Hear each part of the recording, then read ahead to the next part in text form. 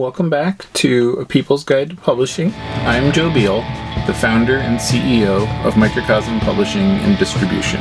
I'm also the author of A People's Guide to Publishing, which distills what I've learned from selling millions of books over the past 25 years. I'm Ellie Blue. I'm the editorial and marketing director here at Microcosm. We are an independent mid-list publisher based in Portland, Oregon, and Cleveland, Ohio. We have over 700 books, over 25 employees, and we make about 40 new books every year.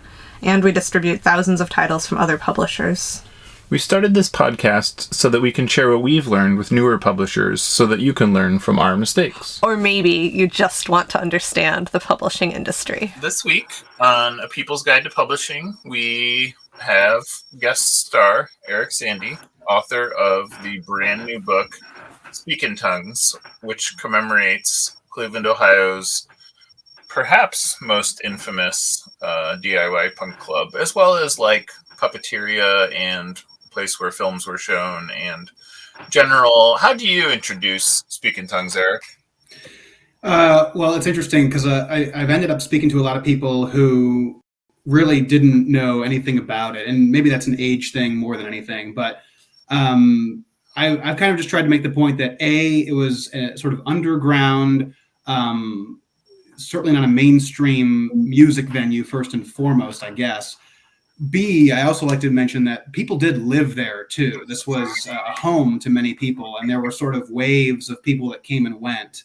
That always, gets people's attention, I think. And then lastly, kind of like what you were saying, it behaved in some ways like a clubhouse where it wasn't just music on just a single stage. It was kind of this is a bit of a cliche, but more of a blank canvas for a lot of things. Kind of anything goes in terms of artistic performance.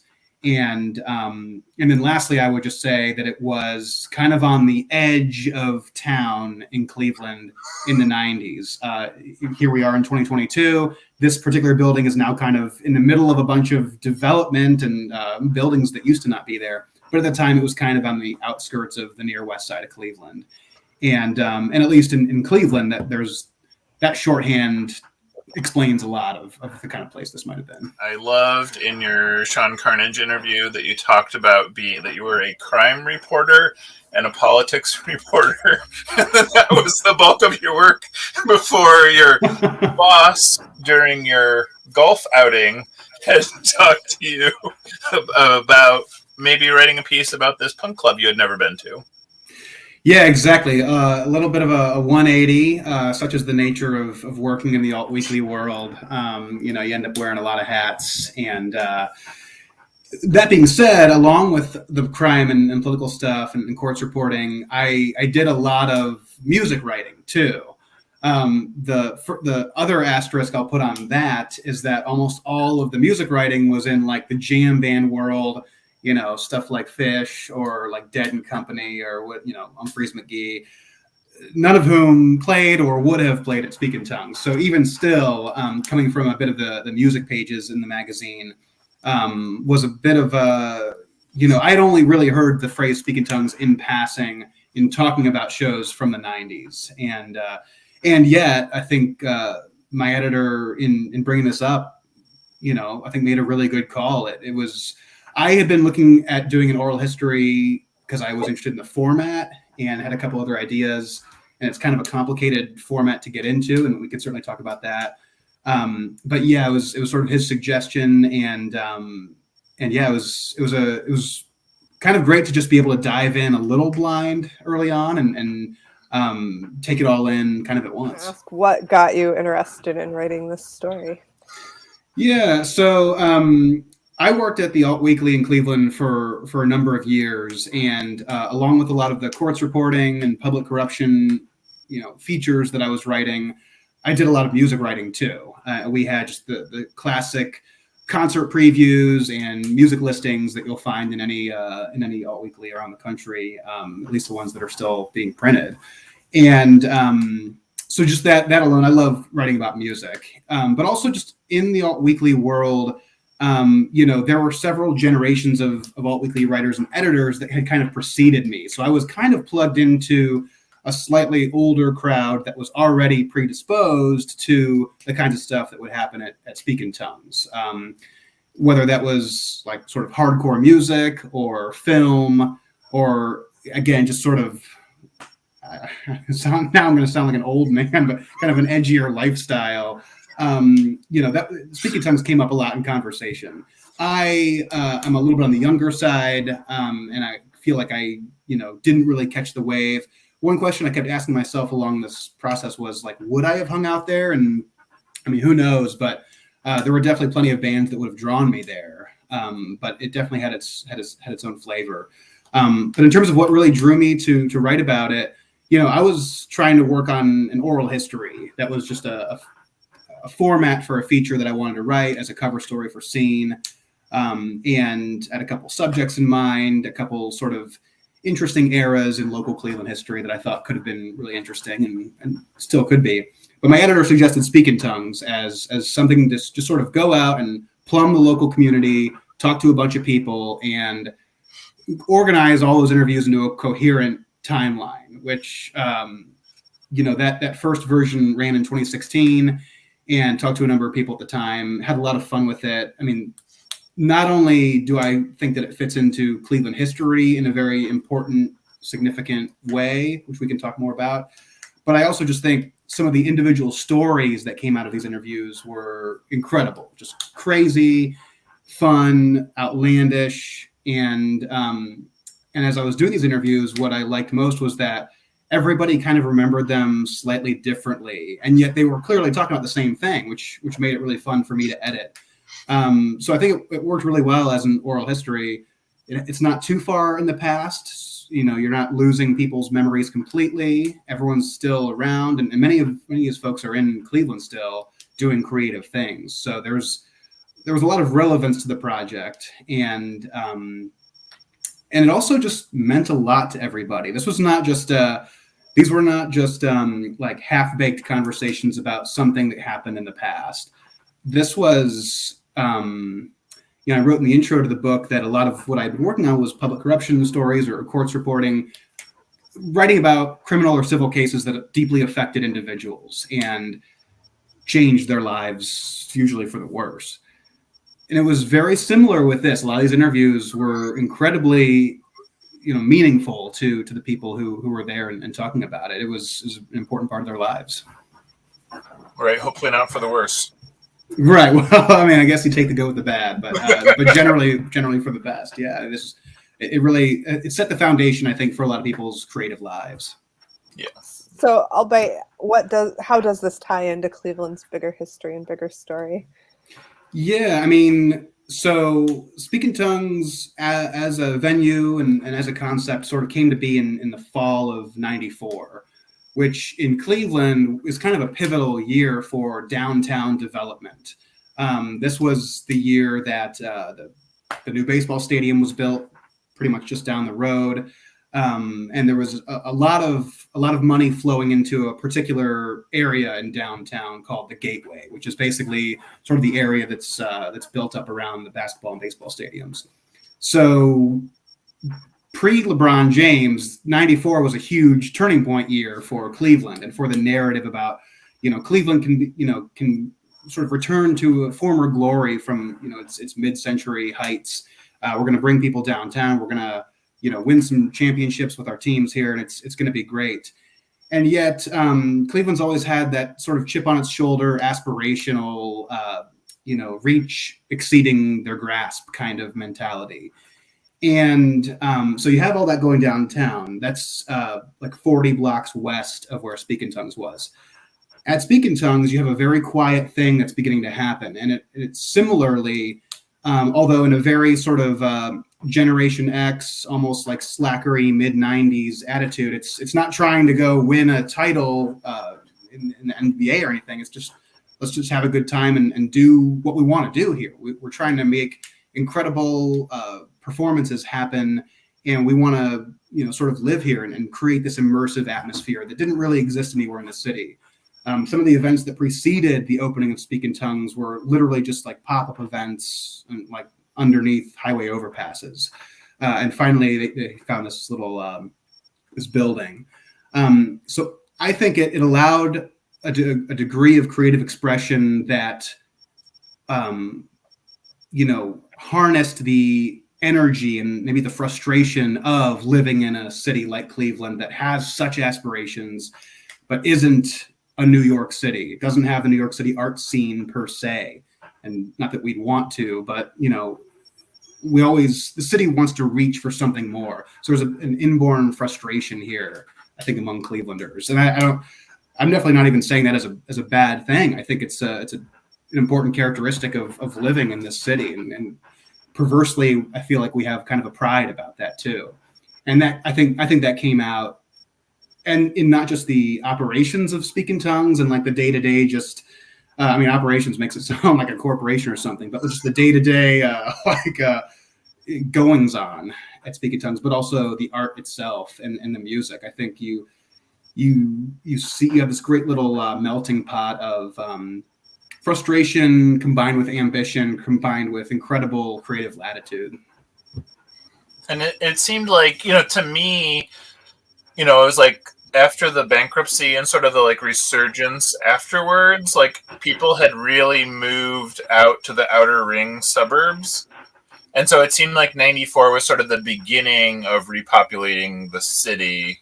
And I think that was like one reason why it was such a good place, But did you see the Akron Beacon Journal's review of the book this week? Yeah, it was great. They really wanted to hammer the point that it was definitely illegal to live there. Which I was like, you may have missed the point of the book. If that's like what you're emphasizing. But, I feel like it was like really about throwing the best party.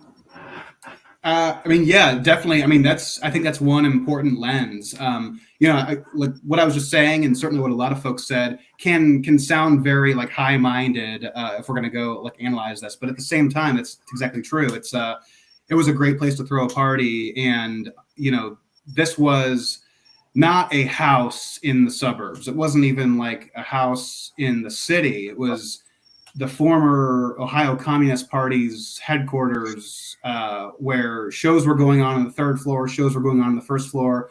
People were living in the basement. There's catacombs with strange objects down underneath Lorraine Avenue. It didn't fit into anywhere else that a party would happen. So the party ended up being completely unique and at times just totally crazy. And which, if you're into that kind of thing, that's the place to be then. Right. And even in that era, the Euclid Tavern was just moving back into having live music, and that was just because Derek Hess happened to work there. It really, yeah, I guess you're right. I hadn't really thought about it. It was like a time of resurgence in the city, and I just happened to be a teenager then, so it was like really fortuitous for me. But I just thought that's like how every kid grew up, is like you go see Quiet Riot at the bar, and then you go see the like crazy art thing at Speak in Tongues. Yeah, and I think that's an important point too, is that it was a little off the books, and so you were able to, if you were, let's say, 17, you're under 18, maybe you live out in the suburbs, it was a place where you could ride your bike to, and it's a little, it's not maybe the safest place in the entire world, but you're going to be among like-minded people, and you're probably going to be all right. And, I think this is also a completely different era too. Talking about that kind of thing in 2022 does feel a little bit different, but it was a place that welcomed, everybody. And it's not like little kids were running around everywhere, but if you were, in high school looking for that kind of a show, especially if you lived out in Westlake or Rocky River, these sort of near west side suburbs of Cleveland, just ride your bike down Lorraine, and eventually you're going to stumble into what looks like a pretty cool place, and there you go. There's your community. When was that part of Ohio City annexed by Cleveland? That's a great bit of local trivia that I'm going to blank on, but maybe like early, I'm taking a stab, or like early 20th century, maybe. Okay. So it was part of the city. It was just like, it was, because it seemed like it definitely didn't feel like part of the city then, or it was like oft ignored. I don't know. Yeah. Well, even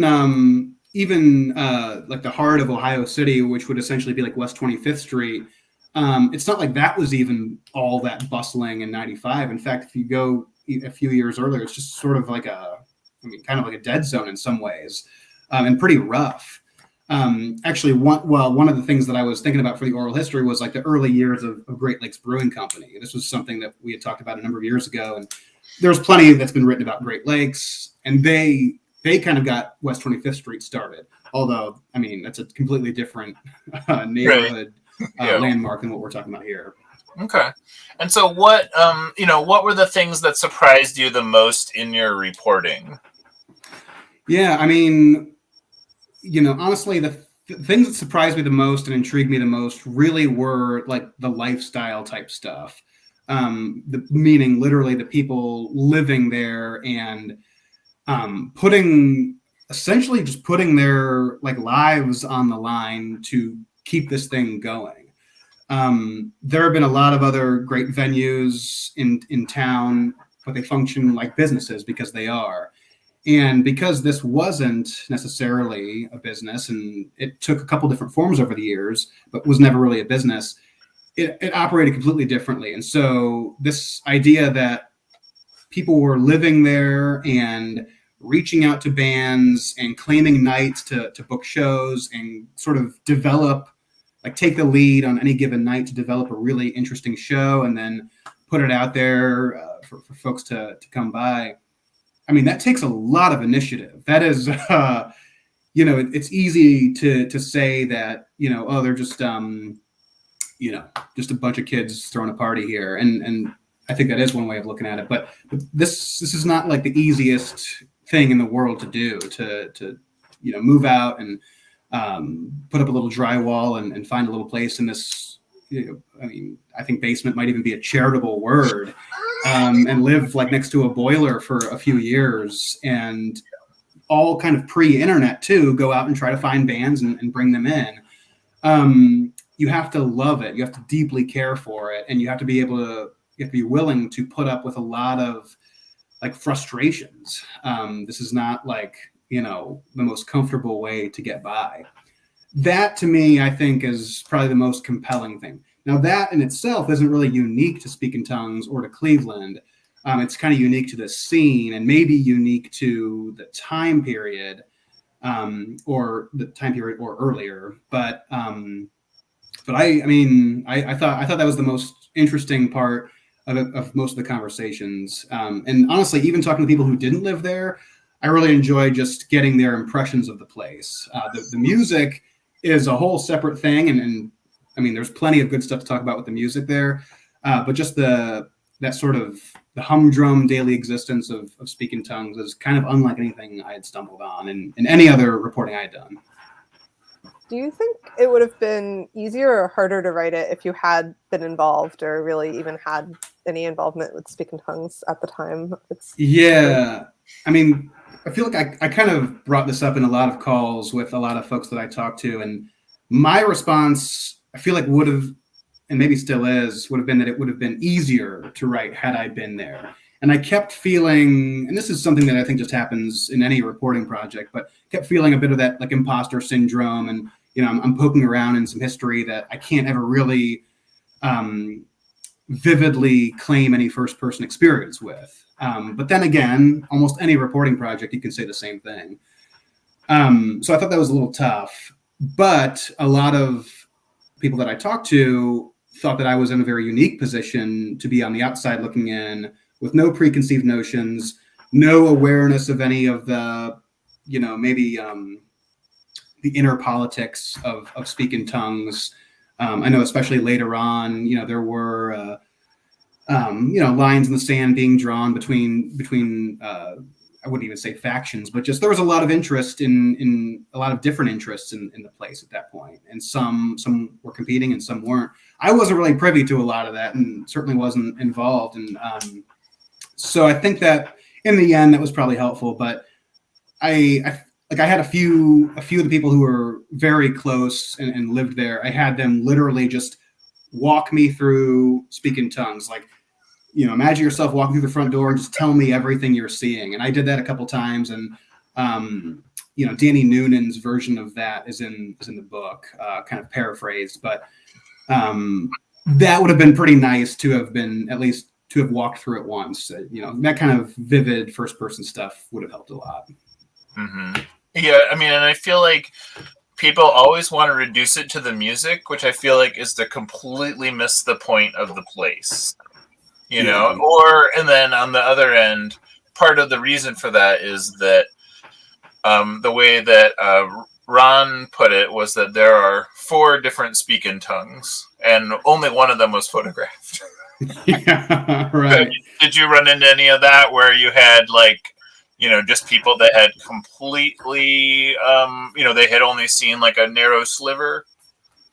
Yeah, well, I think what I noticed there was a lot of people who didn't live there knew Speak in Tongues only through their sort of preferred music scene, whatever that might be. Speak in Tongues is, I mean, it might be most known for local hardcore shows. I guess you could make the argument for a couple different things, but that would be my takeaway. But that's certainly not the only thing that went on there. I mean, the sheer variety of music and non-music performance and just impromptu, self-aware performance among the people who were there. You just don't see that variety at any other club that I'm aware of these days, at least. Every club sort of has its own lane. And Speak in Tongues definitely attracted the hardcore crowd, which was pretty lively in those days in Cleveland. But I think, if you're just coming in from the suburbs, or even if you lived really close by, you're more than likely just coming either for the shows that you're already into, or you're maybe not coming there for the music at all, just coming there to hang out. So I do think that, everybody had, their little window in on Speak in Tongues, and there was a lot of crossover between those windows. I think, from night to night, the general mood or the general, atmosphere was tended to be pretty similar, at least. But one thing that I liked a lot, and obviously just made the reporting a lot easier, is talking to people who were looking through that same window and seeing the same memories. Again, they were always a little bit different, a little hazy, and it was hard to pin down, what was really going on. But I think the most important part was that the memories were the same, of the same night, or if not, they had heard this infamous story and they were relaying that. It's tough, whether you went to a handful of shows or you lived there. This is 20 plus years ago. And I think that's also, it was like a big ask to get people to jog their memories. But once the conversation started, these interviews, the memories were flooding back. That was pretty cool. Mm-hmm. Yeah. And go ahead. Oh, you can, if you have a follow-up to that, you can ask. I do sort of. So, I would say the closest analog club is maybe a funny word even. The closest clubhouse would be Gilman Street in Berkeley, because it was the only other place I've ever known of where the local bands were the most celebrated, and people would get the most excited for that, as well as you would go there just to be there, not for any particular reason otherwise. And this literally is just occurring to me now, but I guess that's, and partly because it's not a business, it's a place that is the dreaded C word. It's a place that's created to propagate culture. Mm-hmm. Yeah, well, there's a lot of shared DNA there too. I think, the phrase, the Speak in Tongues house band came up a lot, and oftentimes completely different bands. Everybody's got a different interpretation of that. It seemed like Nine Shocks Terror was the one that people did bring up a lot. But again, that's individual interpretation. Either way, they played there many times. A lot of bands played there a lot. And I think too that, you have just people who are living there or kind of close to the inner circle, booking shows many, many, many times over, trying to bring in bands and work with bands who are already on tour to try to route them into Cleveland. That's a whole complicated process. It's now an industry in itself. But at the end of the day, you got to fill shows, and there were a lot of local bands that loved playing Speak in Tongues and were kind of always ready to roll and do something at least. So the local flavor was very well represented at Speaking Tongues. I think too, if you hung out there long enough, you may inevitably just find yourself in a band, and then you're on the stage or whatever it may be. Mm-hmm. Right. So I have more of a process question. We need to find a balance here between talking about books and publishing angle and talking about Speaking Tongues itself, which I think we're doing a good job of. But I am curious, for the sake of the oral historians of the future, how did you organize this huge project with so many parts? Like, how did you stay stay organized, but then also decide to organize the book? Yeah, well, I thought it was very hard. I think the oral history format is a real tough one. Super fun to read, ultimately very fun to work on and write, but the grind of the oral history, I think, is tough. With this particular subject, knowing that the venue itself, ran for 7 years, that's a kind of a manageable amount of time, I guess you could argue. The easy way was chronology. And I started with the earliest folks that I could find who were there when it was getting set up.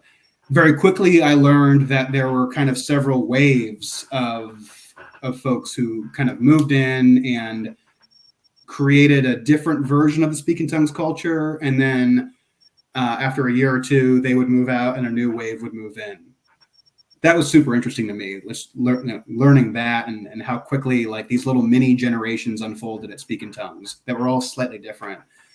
So once I realized that, then I've got, whatever ended up being like 5 different sections, each spanning like a year and a half, basically.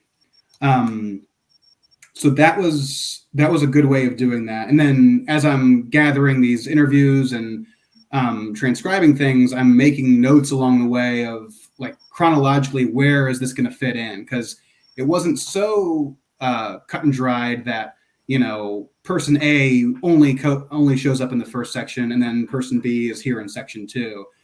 There's a lot of bleed through with these interviews. So, and a lot of the conversations and interviews, these are they end up being fairly rambling conversations too. Partly because of the nature of some of the stories, partly because I'm constantly sort of going back to confirm certain things. And also, like, I really wanted not firm dates per se, but at least kind of ballpark dates for a lot of what we were talking about. But again, even that was, it's hard to ask someone to pin that down. There's almost no way, unless you maybe find an old show flyer or something, you can kind of pin things to that. So as I was going through the transcripts, I was essentially just bolding like factually relevant quotes, things that could be like footholds, like, the first time Modest Mouse played there was this, or the day, the first show at Speaking Tongues was this date, the end of the venue was this date. So those are really important footholds to have to either open up sections or just to provide the reader with a frame of reference. The other thing I was bolding were the like clearly entertaining or meaningful anecdotes. And especially when I could get different versions of that anecdote from different people, I knew I could string that together. And then mentions of other people was probably the third main thing that I was going back and just bolding. When one person would mention another person, I could find maybe a bridge there to put them almost in conversation with each other on the page. And then lastly, at that point, you just got hundreds of pages of like transcript, like lightly edited transcript with a lot of bolds. Then it almost becomes a process of like fitting puzzle pieces together. And I did all that, at least just in like Word docs on the computer. I feel like maybe a cooler process would have been to literally cut it out into note cards. That I know I've talked to a lot of writers who will do that and get very tactile with it. That would have been a lot of note cards. These are a lot of these are pretty short 1 or 2 sentence quotes. But so nonetheless, I'm moving stuff around in Microsoft Word or whatever it may have been, and trying to fit things together. And then the last thing I would just say is then it becomes a lot of revision and a lot of editing. Like I said, I love reading oral histories. I think they're super fun to read, but I could very easily see how they could get they could drag very easily if you're not careful. And so you've got to just constantly reread and make sure that things are fun, things are coherent, that you're not getting stuck on one story for too long. You're not getting stuck on just a few characters, a few people for too long. And that was something that as the project grew, I found pretty hard. This is the longest Word doc that I've ever put together. And, just scrolling through pages, trying to make sure that from the first page to the last page, that it's all making sense. You just got to be very careful. And I thought, again, it's a fun part of the process, but it's pretty tough. So the oral history, I think, is very, very methodical. How many people did you talk to total? I know there's a cast of characters up front, maybe 50 people or so. Okay. And a lot of them multiple times. And a lot of them for very long amounts of time, just huge audio files that, again, a lot of that stuff was used, but a lot of it was, you just sort of devolve into conversation at a certain point too. And it seems like you could have talked to hundreds of people, realistically.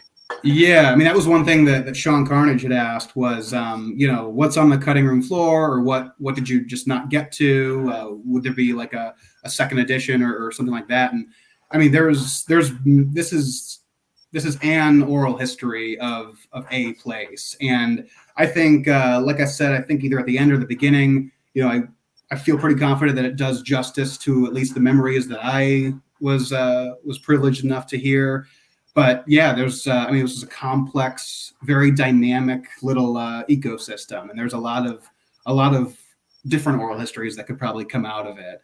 And so there were like having a chance to go back and finish something that ran in the Alt Weekly a number of years ago was great, because I was able to build it out and find new themes that I thought I had a fairly complete, Alt Weekly length piece back then. But I'd certainly missed a lot at that point, and even here, there's a lot of folks, some of whom will maybe someday hear my voicemail on their phone or find emails that I had sent and get back to me, and that was a tough thing too, was tracking people down, even in this age of social media, which sometimes makes things easier, sometimes doesn't.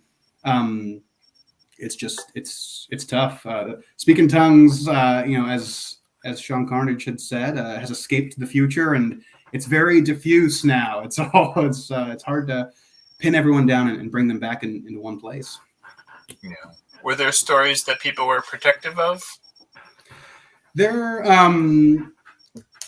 were. Some folks I know, even from that first attempt at Scene, just had no interest in talking about it. Not for any, as far as I could tell, not that they were opposed to the work of a project about Speaking Tongues, just that, that's in the past. That, like, Speaking Tongues speaks for itself is maybe how they might put it, although I don't want to put words in their mouth. But there were definitely some folks who didn't want to talk about it. And I didn't want to devolve too much into the inner politics of the later years, but I just picked up on a lot of folks not wanting to talk about what seemed like a lot of turmoil. Toward the end, a loose collective had been formed with the idea of kind of continuing Speaking Tongues on as like a semi-legitimate business. Although, again, I don't think that word would have been used, but as a collective of dues-paying members who you could pay into this unit and then book shows and have an active role in the day-to-day Speaking Tongues. And this was, again, toward the end of it. And my sense there was, it's not very easy to form a collective. I guess if it was, you'd see a lot more of this model out there.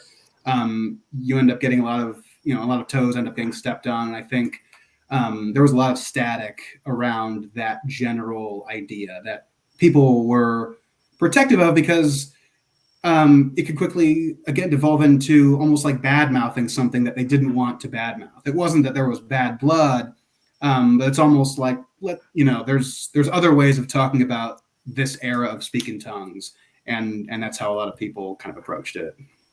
Right. Yeah, I moved away in the November of '98, so it was like I missed that whole era. And then I visited once in the year 2000, and I went to a show there, and I talked to some of the people, and they were like, "Oh yeah, everybody just puts in $20 a month, and that's how we do it now." And I was like, "Oh, that's interesting." And then nobody said, "And it's a total shit show." Nobody can get along with each other. It was more like, "Oh, well," and then when it closed within the year, I was like, "Oh, well, maybe not so." But I wasn't in the, and that was before you could like watch the live stream of Destroying Speaking Tongues, But it was neat because even reading from your scene piece, I learned a lot of stories that I didn't know, and I feel like I bet that's true of every participant. Yeah. One other thing that I think was coming up a lot that it was interesting to hear people talk about and to ask questions about was just the nature of, kind of sexual or racial overtones, or even just language being used. And knowing that we're in 2022 and how a lot of language is approached these days in a setting like that. I mean, in a concert setting, let's say, is very different. And a lot of people were quick to qualify that and say, listen, it wasn't like this terrible, hate-filled underworld. It wasn't like that at all. It's just, jokes hit differently in the 90s, maybe. And that's not to say that everything is an innocent joke, but I think there was this was a little bit of a lawless place, and it could be a little rough around the edges. And I think I got the idea that it was pretty good at self-policing, and there was a lot of not even unspoken, but just sort of soft rules about the place. Don't be a dick kind of stuff. And this is just this is a place where kindness is welcome. Let's all treat each other with respect. But this is also a very rowdy place too, and I think it had a lot of what I guess could be called toxic masculinity, toxic masculine energy. I think was probably fairly common then. But again, I mean, everyone that I talked to who got into that kind of territory was making the point that not to wash our hands of it, but this was a different era, and so they were kind of protective of that. Maybe not protective is not the right word, but a little guarded about talking about the language, maybe on a real micro basis there. Yeah, I mean, and I encountered this too in its heyday, and I definitely had friends that wouldn't go there because they were like, "Oh, that's that kind of place. It's very masculine," but I would absolutely frame that in the it depended on what night of the week you attended, because very feminine on many nights, very like nothing else you've ever encountered in your life on plenty of nights. Right. Yeah. Very. Yeah. I definitely don't mean to make it sound like it was this like a hard right wing authoritarian interpretation. It was just it was very edgy. But on the flip side, very open. Like I said earlier, the creative latitude was about as wide as you're going to find, and especially at the pretty fruitful creative era of the mid to late 90s. I mean, it seems just awfully different than 2022. We'll put it that way, and I guess that means a lot of different things, but certainly was. And I think that's part of it too. Yeah, like in the era, and I think there was just a lot more. And I guess I can't really speak for Cleveland now, but there was so much angst then. But sometimes angst manifested by laying on the floor and watching dancing lights. Yeah, it wasn't quite so I don't know. Like, and there were definitely times where, like, I cannot count how many times, like, Danny would appear with a baseball bat because, like, somebody was out of line, and then the situation would be resolved in minutes, and then one way or another. Yeah. And, and so, like, there were also limits to the chaos, even, and there were definitely, I mean, I guess I never really thought about the fact of, like, other people grow up and are never involved in, like, a knife fight with literal neo-Nazis in their, like, clubhouse, like, because, that's, like, part of it. But, it's like, we didn't choose that. That was something that's just, like, when you have an open forum like that, a lot of people try to seize it for their agenda, and then that sort of becomes the policing. Yeah, I would definitely agree with that from a lot of the conversations I had. And so, I mean, and I guess, and I feel like that's to your advantage as an outsider, because a lot of the people that, at that time, they would tell a very narrow sliver of, and then they would, I feel like Cleveland and Speak in Tongues are, like, some of the only places I've ever encountered where people just kind of freely cop to having committed crimes or things like that, and not even try and, worry about statute of limitations or anything like that, Yeah. One thing I would say to kind of connect it back to the idea of oral history is, this was an organization that was small enough that everybody could not only have the shared idea of what Speak in Tongues was, but also at the same time have a completely different idea that maybe they wouldn't even be aware of that they were thinking about it differently from the next guy over. And that can cause a lot of tension. It can also cause a lot of interesting creative opportunities. But writing an oral history, you've got to balance those out and figure out, like, where is the middle ground here? I mean, history is just kind of an interpretation of what happened in the past. And history itself is a really interesting thing to write about, trying to pin it down into one coherent narrative. I think it's very difficult and can certainly be abused, obviously. And while you're trying to figure out what this interpretation of this subject is, Speak in Tongues in this case, you've got to place it into a broader context. And so that one of those early questions about how did Speak in Tongues fit into Cleveland, and how did it reflect Cleveland? How did it fit into 90s music? I mean, as broad as you can possibly imagine. You can ask that question of someone in the interview process, but that's an awfully broad question that it's not their responsibility to answer. It's like sort of the responsibility of the work to put that together. So you've got to almost read between the lines of what people are saying to figure out how all these pieces connect. And again, I think that is one of the most fun parts of this. But yeah, it's not as easy as just asking people, what did you think about X? Because that's not how people think. I mean, it's too broad. It's way too vague to ask anyone to just directly address a single memory and have that, speak about something else. It's but that's what's kind of nice about, again, 7 years, one location.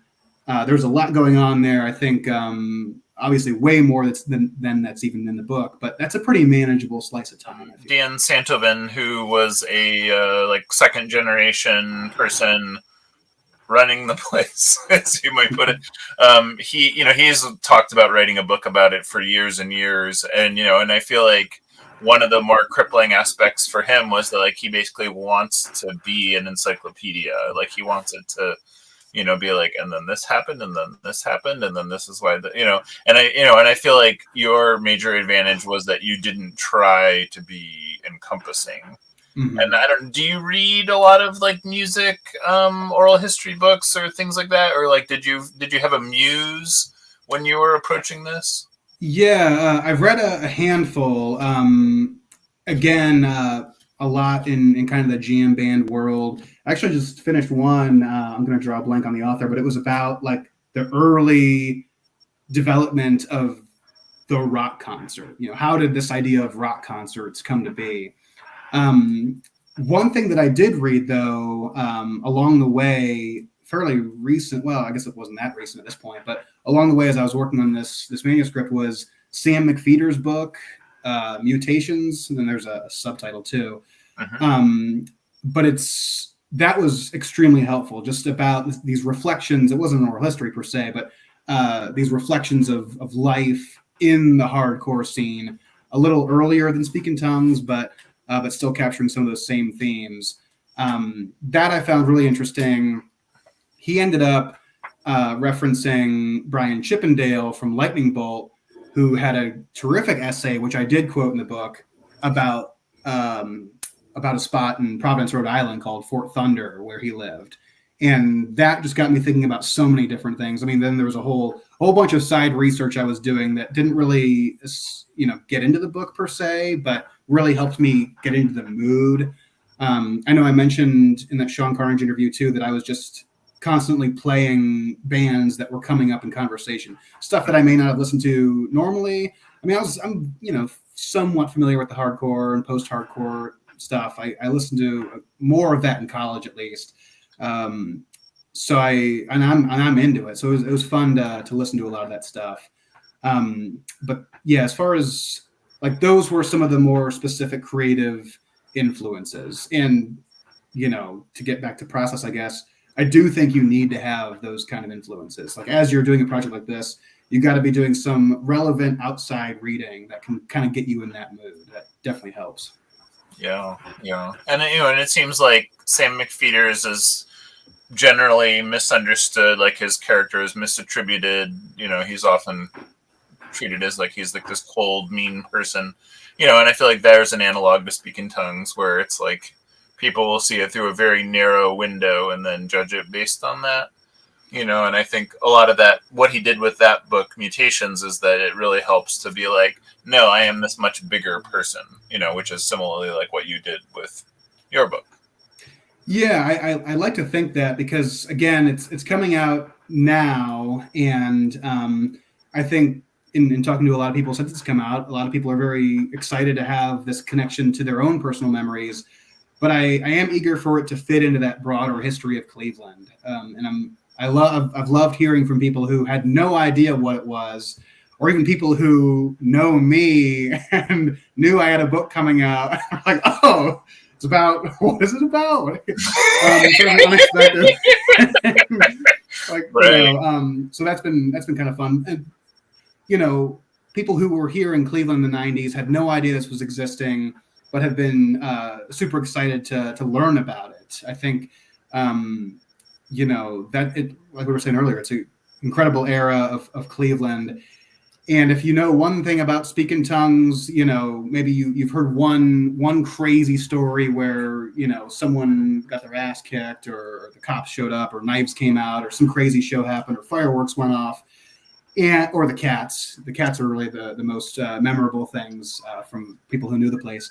But the obvious next thing is that, well, that's not all it is. It's very easy to try to reduce it to one thing, like anything else. But there are many faces to Speak in Tongues. I think that's the subtitle of McPheeter's book, The Many Faces of Hardcore. But there are many faces to Speak in Tongues, and many more too. And I think that's important for everyone to remember that. This is a very snap judgment culture and time and place that we're in right now. And so it's good to remind ourselves that there are, different ways of looking at things. Mm-hmm. I mean, and this is the first book we've done in a while where like we get so many people that just send these like illustrative thank you notes that are like, wow, this was so meaningful to me. Thank you so much for making this book. Like, you have no idea how important this is to me. So like, on that amount of pressure, do you know what you're going to do next? Yeah, well, real quick, I would just say, I'm very appreciative of that kind of feedback to anyone who's sent that in. I've received a lot as well, and have been very pleasantly surprised and gracious. It's been super exciting to have this out. The next thing on my docket here, I guess, I just finished grad school too. So while I was putting this together, wrapping up my thesis for an MFA degree, and my thesis was a collection of essays about climate change and Northeast Ohio. which, when we talk about climate change, we're never talking about Northeast Ohio. It's often different regions out west, if we're talking about the U.S. at least, or flooding in the Midwest. But this particular Great Lakes Rust Belt region usually doesn't intersect with the climate change conversation. We have terrible winters. The weather patterns are pretty crazy here, but it's not in the sense of natural disaster or increasing volatility in climate change. So I wanted to put those together and write about growing up here and all the different ways that you can look at climate change without fleeing a wildfire. You can look out your window right now and engage with a world that is kind of quickly coming apart. And so what do you do about that? So that being said, that it's done. It turned it in for my thesis. I'm working on putting it out there and would love to have that on shelves. What comes after that? I've got a couple ideas. So we'll see. Any more oral histories? Yeah, well, it is tempting. Probably not, all in all. It's tough, I think. And it's tough, too, because a lot of these conversations were done at night, partially just because I'm working during the day and then I had class in the evening. Luckily, a lot of the people in the book are night owls, and so it's pretty easy to catch them late at night, and that's fine with me. But it's it's a full-time, all-in kind of gig. But that being said, you never know. Some subjects just scream out for an oral history. So, Excellent. Well, thanks so much for joining us this week, and we'll see. We'll just let that all the adoration for your book just keep on flowing in. I certainly won't say no to that. Well, thanks so much. This was great. Thanks for joining us once again. Please send your questions to podcast@microcosmpublishing.com so we can answer them on future episodes. And please give us 5 stars on iTunes and everywhere else that podcasts are reviewed. You can find us on the internet at microcosm.pub. On Twitter at Microcosm. On Facebook at Microcosm Publishing. On Instagram at Microcosm_pub. And here in Portland, Oregon on North Williams Avenue. Thank you so much. Have a wonderful week.